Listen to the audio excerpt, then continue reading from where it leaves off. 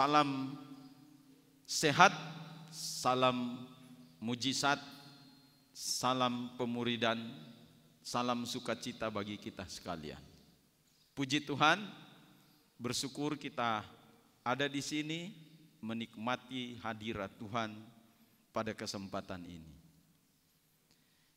Firman Tuhan dengan topik setiap minggu itu ada materi pemuridan.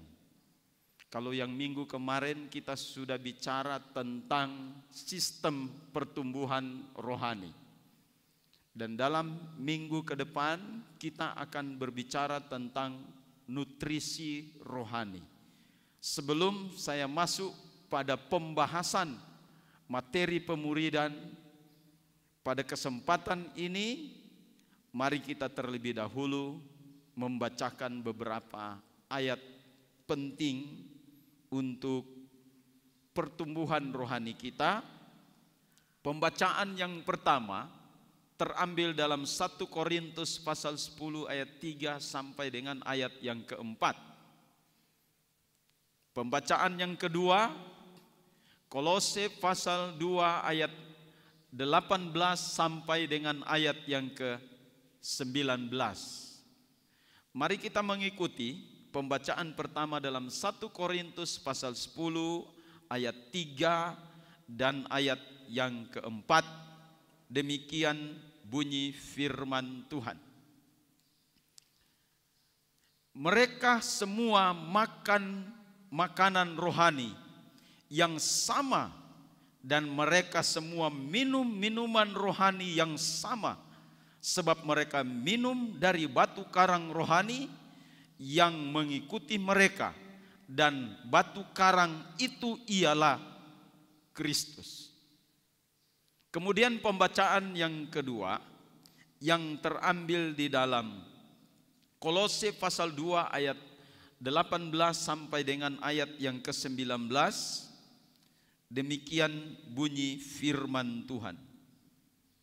Janganlah kamu biarkan kemenanganmu digagalkan oleh orang yang pura-pura merendahkan diri dan beribadah kepada malaikat, serta berkanjang pada penglihatan-penglihatan dan tanpa alasan membesar-besarkan diri oleh pikirannya yang duniawi.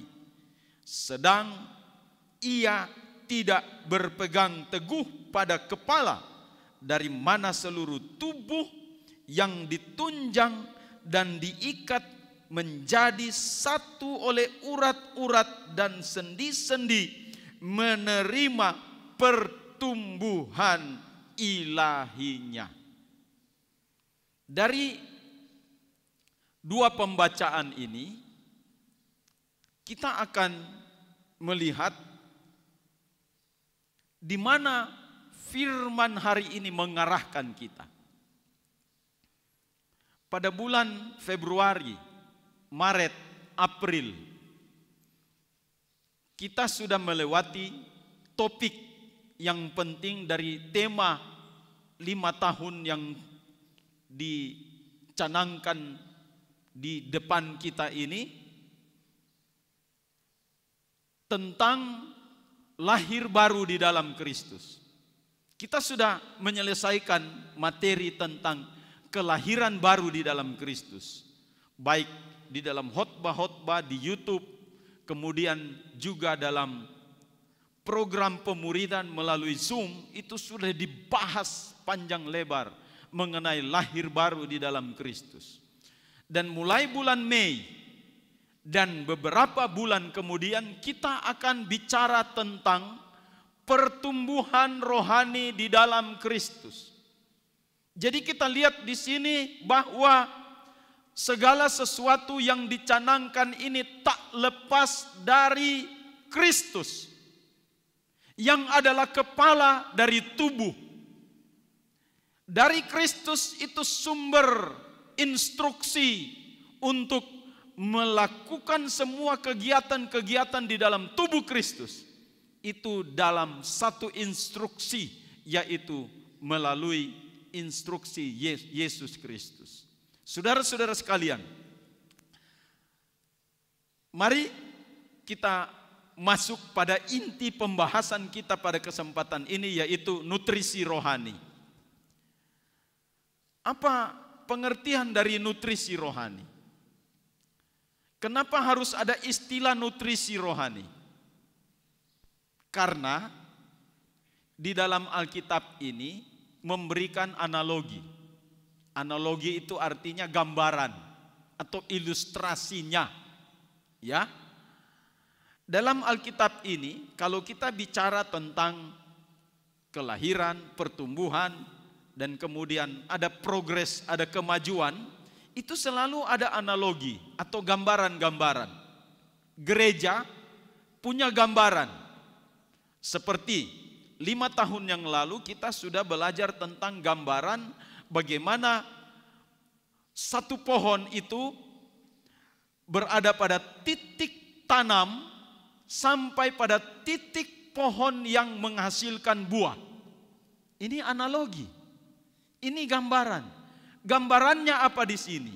Berarti awalnya kita harus tertanam, kemudian berakar, kemudian bertumbuh, kemudian berbuah, kemudian dari buah itu ada biji, ditanam lagi, bermultiplikasi. Inilah gereja. Gereja itu selalu digambarkan seperti itu. Tidak ada hanya sampai pada satu titik saja. Kalau gereja Tuhan hanya pada satu titik saja, ini merupakan tanda tanya besar. Inilah yang dibilang dengan gereja tradisional. Kegiatan gereja, hari Minggu datang, memuji menyembah Tuhan, dengar firman, pulang, begitu saja. Ada ibadat tengah minggu, hadir di situ, ibadah, pulang, selesai. Demikian rutinitasnya. Tetapi kalau kita melihat instruksi dari kitab suci kita bahwa gereja Tuhan itu harus bertumbuh, harus progres. Tidak hanya sampai pada satu titik, tapi Tuhan mau bawa pada titik yang lain. Kebenarannya sampai kita sempurna dan utuh. Seperti pohon yang menghasilkan buah dan kemudian bijinya itu bisa ditanam lagi, menghasilkan pohon yang lain, menghasilkan buah, ada biji di situ ditanam, menghasilkan pohon yang lain, demikian adanya. Haleluya. Inilah gereja. Ini adalah gereja misioner. Gereja yang misioner, yang bergerak, yang terus dimuridkan. Orang Kristen belum tentu memaknai dan memahami tentang pemuridan. Tetapi murid Kristus sudah pasti orang Kristen. Haleluya. Jadi kita harus masuk kepada tahap murid sehingga kita terus belajar. Untuk apa saudara-saudara sekalian? Pembentukan karakter supaya kita sama seperti Yesus. Pak Gembala, untuk apa kita sama seperti Yesus? Ya, karena kita analoginya atau gambaran untuk 5 tahun ke depan 2021 sampai 2025 analoginya adalah tubuh manusia. Makanya kalau mau tubuh manusia lahir dulu, dilahirkan. Kemudian dia bertumbuh. Ya. Setelah bertumbuh, kemudian dia jadi dewasa. Saat dia dewasa, ya, dia menikah dan kemudian bermultiplikasi. Ini analogi atau gambaran dari tubuh Kristus yang diambil dari sebagian dari kitab suci yang kita harus belajar dalam 5 tahun ini. Supaya apa? Kita sampai pada karakter Kristus. Nah, kembali lagi pertanyaan. Kenapa harus kita sampai dewasa, Pak Pendeta? Begini saja. Orang Kristen ini ya cukup saja begini. Ingat, kita lihat dalam pelajaran Alkitab bahwa sebelum kedatangan Yesus Kristus pada kali yang kedua, maka ada peristiwa besar yang harus kita tahu sebagai gereja Tuhan. Apa itu? Masa aniaya besar. Dalam kurun waktu masa aniaya besar, sebelum memasuki masa itu, maka ada dua kondisi gereja Tuhan. Gereja Tuhan yang pertama adalah gereja yang tidak sempurna, dan gereja Tuhan yang sempurna. Saya tidak bicara tentang duniawi, ya. Kita masih bicara tentang dalam kelompok gereja. Gereja Tuhan tidak sempurna dan gereja yang sempurna. Nah, kenapa harus ada pemisahan dua gereja di sini? Jelas bahwa gereja Tuhan yang sempurna akan masuk pada masa aniaya antikris. Gereja Tuhan yang sempurna disingkirkan, tidak mengalami penganiayaan.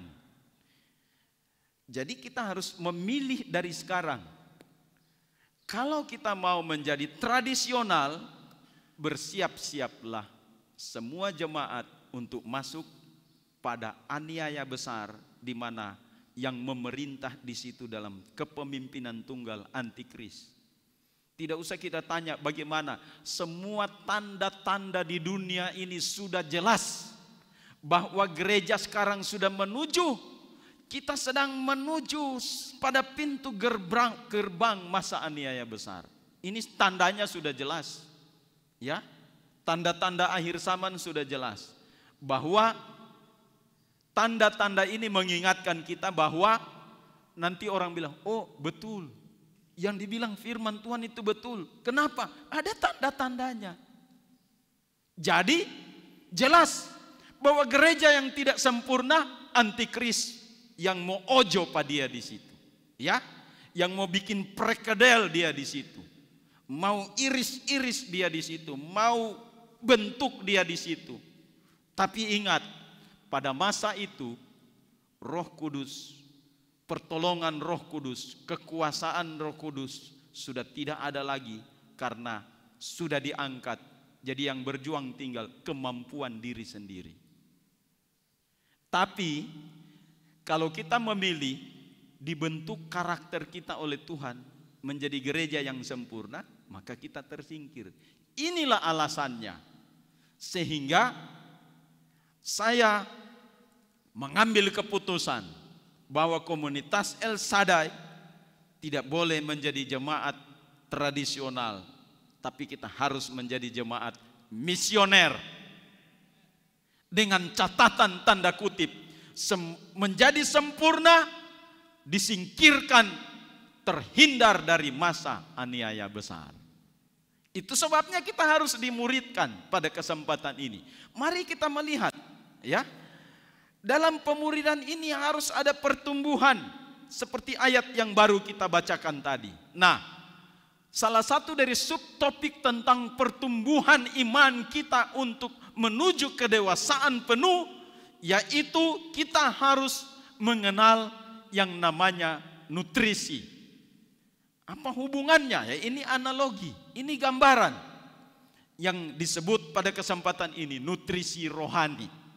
Kalau begitu kita mau pelan-pelan dulu memahami, mengerti tentang apa yang hendak disampaikan pada kesempatan ini. Baik, Kamus Besar Bahasa Indonesia memberikan pengertian tentang nutrisi itu sebagai, yang pertama adalah proses pemasukan dan pengolahan makanan dalam tubuh. Nah, itu yang disebut nutrisi. Kemudian yang kedua, makanan bergizi. Pengertian nutrisi yang ketiga adalah ilmu gizi. Ada definisi yang paling bagus dikembangkan, dikatakan begini. Nutrisi itu adalah kandungan zat yang terdapat di dalam makanan yang berfungsi untuk pertumbuhan dan perkembangan organ tubuh manusia atau organ tubuh apa saja secara optimal. Itu yang disebut nutrisi. Jadi nutrisi itu adalah kandungan zat dalam makanan. Kalau makanan itu dimakan ada kandungan zat yang sehat, yang bagus, kemudian dia berfungsi untuk menumbuhkan, mengembangkan organ-organ tubuh kita secara optimal, itu yang disebut nutrisi. Jadi ada zat-zat di dalam makanan. Kalau saya mau artikan secara rohani pada kesempatan ini adalah nutrisi rohani adalah kandungan zat yang terdapat di dalam makanan rohani yang berfungsi untuk pertumbuhan dan perkembangan setiap komponen-komponen di dalam rohani kita yang bertumbuh secara optimal. Nah, sekarang kita mau lihat kira-kira apa itu nutrisi rohani. Sebelum kita maju pada bagian yang dimaksud dengan topik pada kesempatan ini, maka tidak mengapa saya mengulangi kembali tentang sistem pertumbuhan rohani. Ya, mungkin banyak di antara Bapak Ibu Saudara sekalian yang belum mengikutinya ini karena itu dimuat di YouTube. Nanti kalau Bapak Ibu Saudara sekalian ingin memahami lebih detail, lebih dalam lagi tentang apa maksud dari sistem pertumbuhan rohani, buka di YouTube di GPDI El Shaddai Tentena. Di situ ada topik tentang sistem pertumbuhan rohani. Buka di situ dan nonton di situ. Ya. Juga sudah dibahas melalui pemuridan di Zoom meeting. Dalam tadi malam kami sudah banyak membahas tentang program pemuridan mengenai pertumbuhan rohani, sistem pertumbuhan rohani. Hari Jumat yang sudah lewat itu sudah dibahas oleh Ibu Gembala pada ibadah Jumat yang lalu. Tapi tidak mengapa saya mengangkat kembali ini, apa itu sistem pertumbuhan rohani, supaya nanti kita lihat, kita masukkan dengan pemahaman tentang nutrisi rohani, kandungan zat yang ada dalam makanan. Jadi begini, bicara tentang sistem itu adalah merupakan satu kegiatan, aktivitas yang ada masukannya, prosesnya, dan keluarannya atau hasilnya itu apa. Jadi sistem ini terdiri dari 3, masukan, proses, dan keluaran atau hasilnya itu apa. Mungkin sangat sulit ditangkap, dicerna oleh pikiran kita pada kesempatan ini. Saya sederhanakan lagi. Seumpama gilingan padi. Gilingan padi ini adalah alat sistem.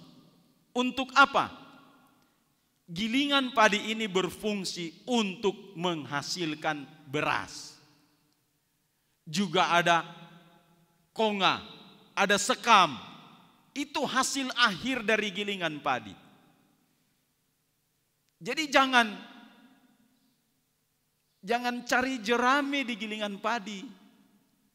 Tidak connect. Jerami itu ada di sawah. Kalau pergi ke gilingan padi, mau pergi mana Pak? Mau pergi di gilingan padi. Mau pergi ambil apa? Jerami. So begini tuh orang. Yang ada di gilingan beras, konga, sekam. Itu ada di sana. Karena apa? Sudah melalui proses sistem, Orang berbondong-bondong bawa padi di gilingan. Untuk apa? Supaya padi ini menghasilkan itu tadi, ya, beras, konga, sekam. Dan ini memiliki fungsi yang berbeda-beda. Memang saat ini sekam masih, pemilik gilingan masih bilang, "Pigi ambejo di sana." Tapi ingat, satu waktu nanti bukan cuma konga yang ada harga. Satu waktu nanti sekam ada harga. Haleluya. Nanti lihat, ya, entah berapa puluh tahun ke depan, tapi satu waktu nanti itu ada harganya karena digunakan untuk pupuk organik. Ya, tidak usah terlalu lama di situ, ya. Jadi begini, padi dimasukkan ke dalam gilingan padi, itu yang dibilang proses masukan. Kemudian gilingan padi ada banyak komponennya, yang alat-alat di dalam gilingan di situ yang berputar, beroperasi, ya.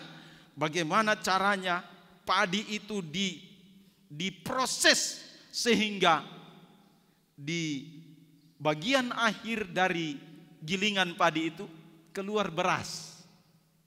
Dan kemudian ada lagi keluar sekam. Kemudian terpisah tersendiri konga. Ini yang disebut sistem.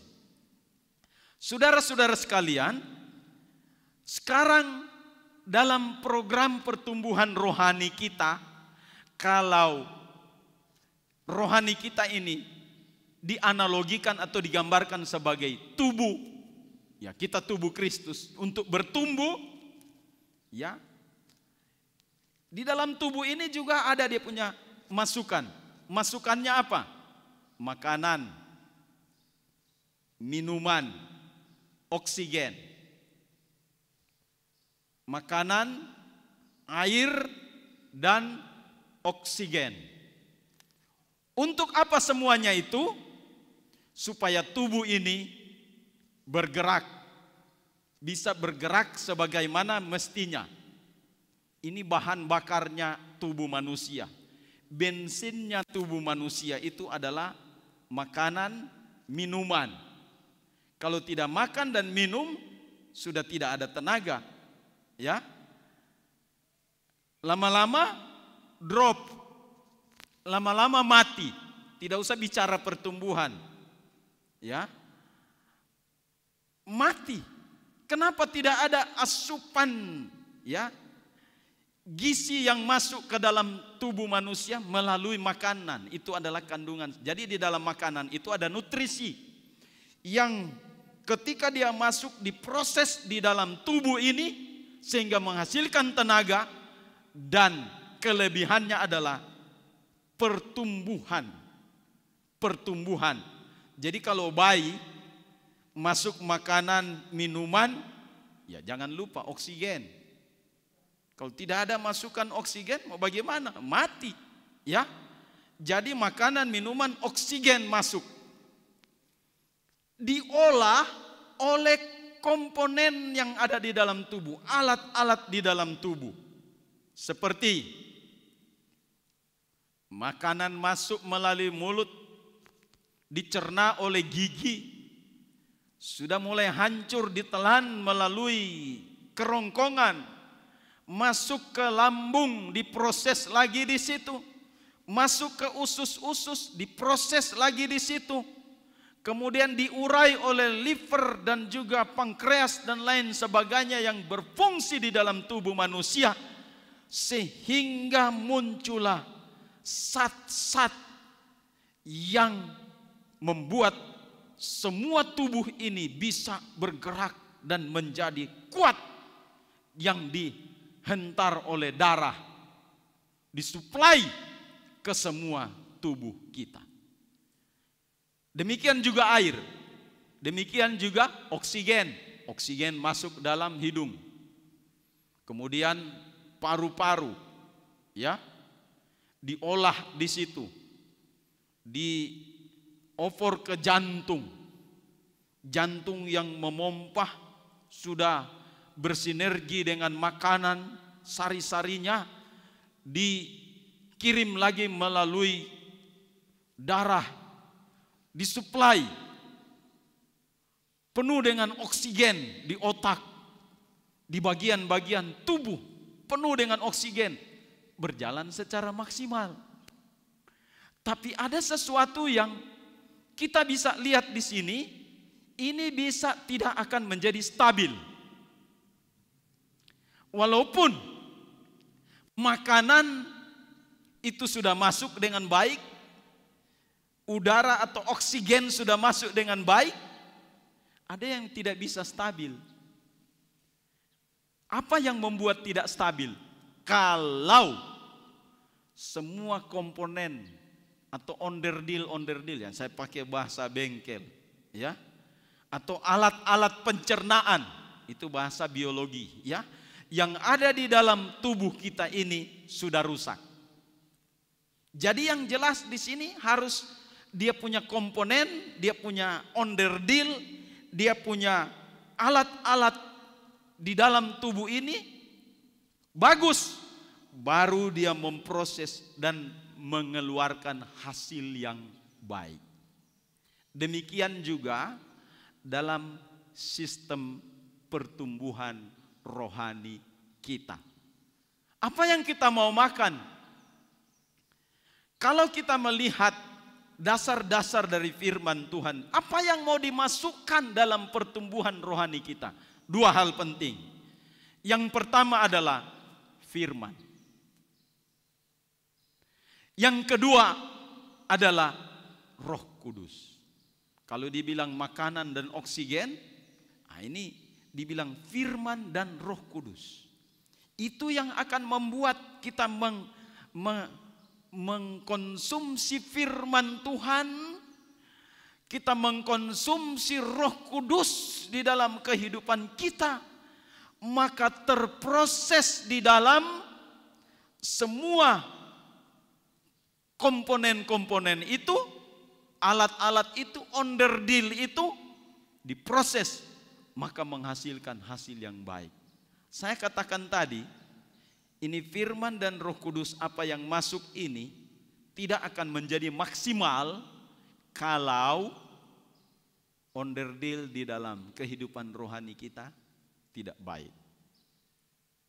Ya, apa itu onderdil? Nah, kalau firman tadi Mazmur 119 ayat 105, firman-Mu pelita bagi kakiku dan terang bagi jalanku.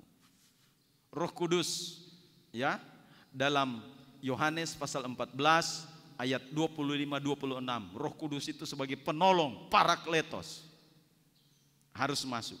Tapi ada yang tidak boleh dilupakan dalam pertumbuhan rohani kita, yaitu elemen-elemen, bagian-bagian, onderdil-onderdilnya di dalam kehidupan rohani kita. Apa itu? Tubuh, jiwa, roh. Kalau tubuh, jiwa, roh kita sehat, maka semua yang masuk di dalam kehidupan rohani kita yang diproses sehat. Saya jamin sehat, saudara-saudara sekalian. Pak Pendeta, apakah tubuh punya andil juga di dalam memasukkan firman Tuhan dalam hidup kita? Ya, betul. Di mana ayatnya? Kan selalu bicara tentang, kalau orang di sebelah, kalau berdebat, selalu bahasanya adalah di mana dalilnya.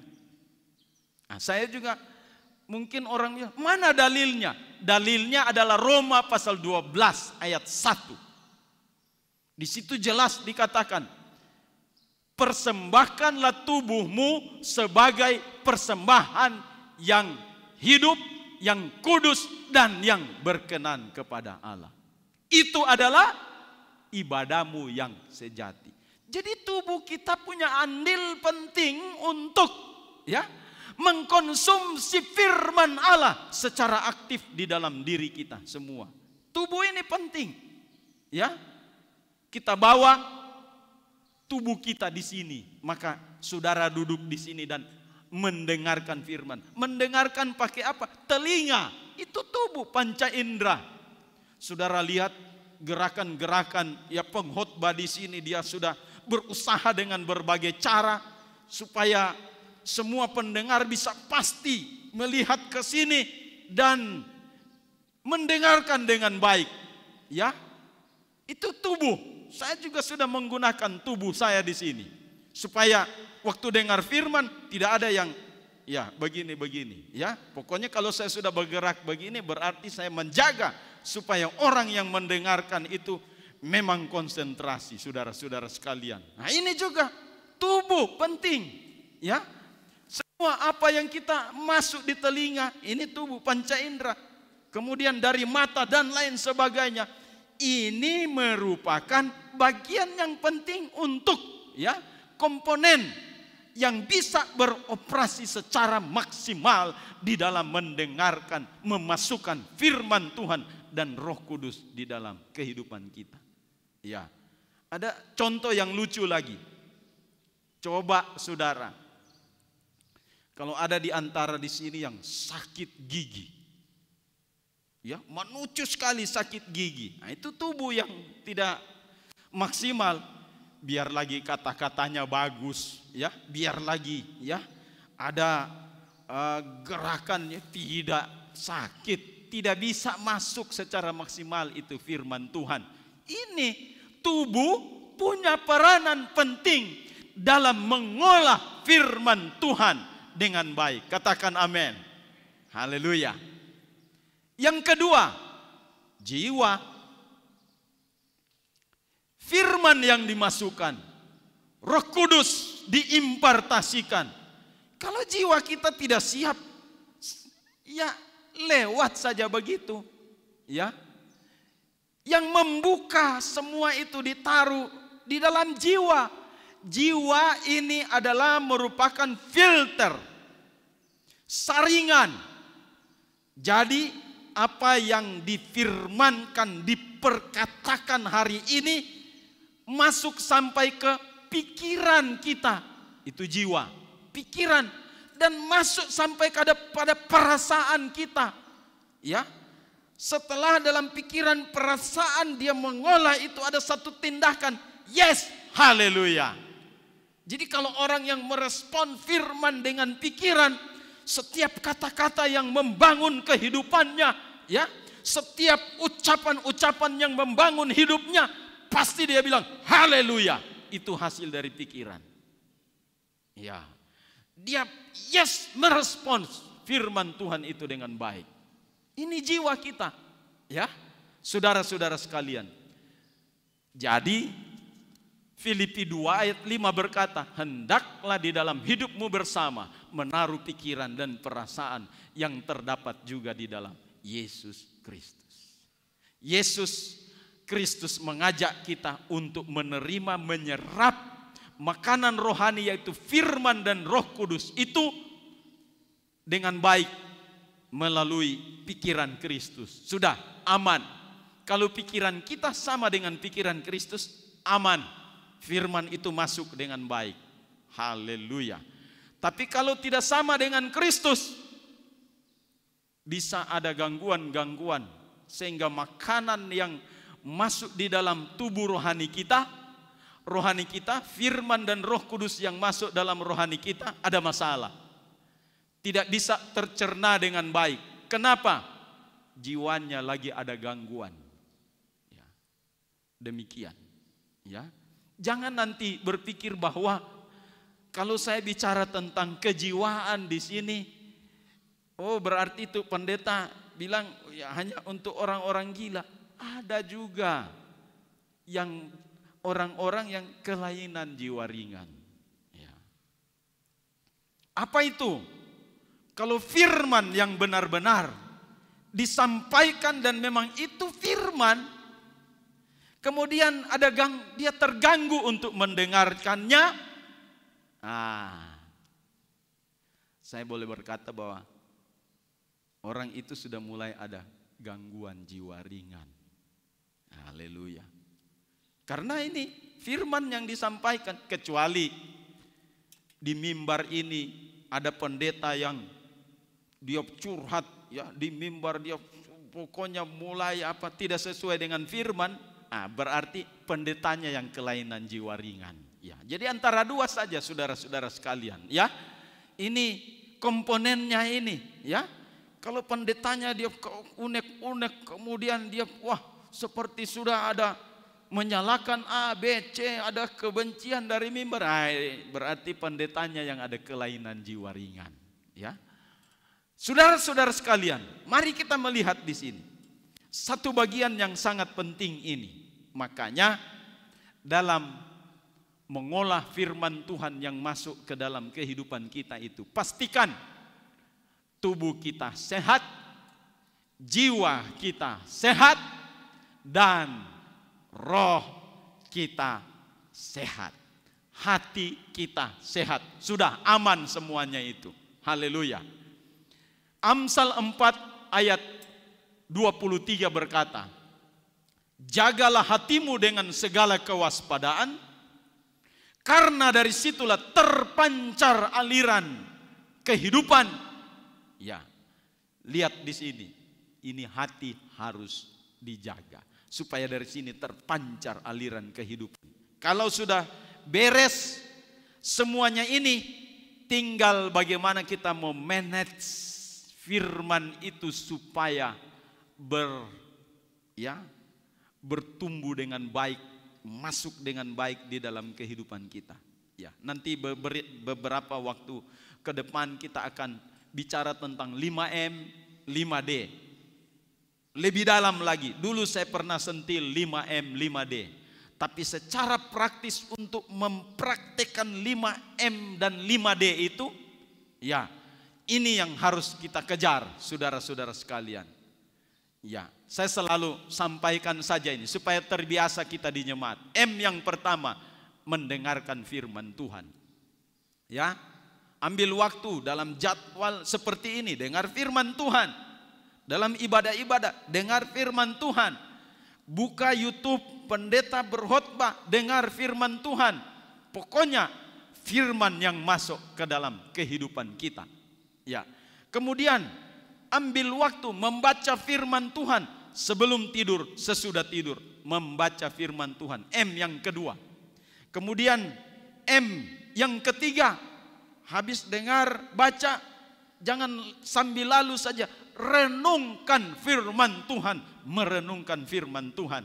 Kemudian yang keempat, M yang keempat, terus maju lagi, melakukan firman Tuhan. M yang kelima, membagikan firman Tuhan. Haleluya. Jadi beres dulu di dalam, baru kita bagikan firman Tuhan. Tapi kalau tidak beres di dalam, kemudian kita bagikan firman Tuhan, nanti orang bilang, urus dulu dengan diri, baru urus pak kita. Nah, itu nanti akan jadinya seperti itu, ya. Jadi kita olah keempatnya ini menjadi bagian di dalam hidup kita. Yang kelima baru kita lepas bagi firman Tuhan. Mantap. Haleluya. 5D. Nah, ini terinspirasi dari Matius pasal yang ke-6 ayat 9 sampai dengan ayat yang ke-13. Ya, ini doa Bapa kami. Tapi di situ terkandung 5D. Apa itu 5D? Bapa kami yang di sorga, dikuduskanlah namamu. Ya, ini artinya ada hubungan ke atas, memuji Tuhan dan bersyukur kepada Tuhan. D yang pertama adalah doa, ucapan syukur kepada Bapa surgawi. Yang kedua, datanglah kerajaanmu, jadilah kehendakmu di bumi seperti di sorga. Berilah kami pada hari ini makanan kami yang secukupnya. D yang kedua adalah doa permintaan. Permintaan pertama adalah permintaan yang prioritas rohani. Tuhan, datang kerajaanmu dalam hidupku, datang kerajaanmu dalam keluargaku, datang kerajaanmu dalam komunitasku. Ya, ini permintaan yang rohani. Baru berilah kami pada hari ini makanan kami yang secukupnya. Permintaan secara jasmania. Itu doa permintaan. Yang ketiga, doa pengampunan. Perlu, ampunilah kesalahan kami seperti kami sudah mengampuni orang yang bersalah kepada kami. Haleluya. Yang keempat, doa syafaat. Janganlah membawa kami ke dalam pencobaan. Kita harus bersyafaat supaya semua umat Tuhan, komunitas kita, keluarga kita, kita bersapa, Tuhan jaga lindungi supaya tidak masuk ke dalam pencobaan. Tapi kalau sudah terlanjur masuk ke sana, ini doa peperangan saudara-saudara sekalian. Tapi lepaskanlah kami dari yang jahat. Ini doa peperangan. Baru kita kunci dengan penutup. Karena engkaulah yang empunya kuasa, kerajaan dan kemuliaan sampai selama-lamanya. Kalau ini kita bangun, maka saya percaya hasilnya maksimal. Katakan amin. Maksimal hasilnya itu sampai pada titik nilai yang terakhir, yaitu di dalam 2 Petrus pasal 1 ayat 3 sampai 9. Nilai yang terakhir itu kita sampai mencapai pada kodrat ilahi, sifat ilahi, sifat dari Bapa Surgawi itu. Ini ciri-ciri khas gereja sempurna. Kita sama dengan kodrat ilahi, sifat-sifat ilahi. Haleluya, haleluya. Nah, kalau begitu, apa hubungannya dengan nutrisi rohani yang disampaikan pada kesempatan ini? Tidak terlalu lama saya akan berbicara tentang ini, saudara-saudara sekalian. Karena ini nanti akan dibahas lebih detail pada tahun depan. Haleluya. Atau kandungan gizi rohani yang terdapat dalam firman Tuhan itu apa? Ya, karena firman Tuhan itu adalah makanan kita, makanan rohani kita. Nah, saya memastikan bagi kita sekalian pada kesempatan ini bahwa makanan firman Tuhan memiliki kandungan gizi yang luar biasa, punya nutrisi yang luar biasa untuk mengembangkan dan membangun, menumbuhkan rohani kita. Katakan amin. Haleluya. Saya cuma baca saja di sini. Ini dalam satu hari saya kumpulkan dari Kejadian sampai Wahyu. Kandungan-kandungan yang terdapat di dalam firman Tuhan, kandungan gizi rohani yang terdapat di dalam firman Tuhan banyak sekali, saudara. Satu, mengandung supranatural atau ilahi. Luar biasa, saudara. Ini ya. Yang kedua, mengandung kebenaran.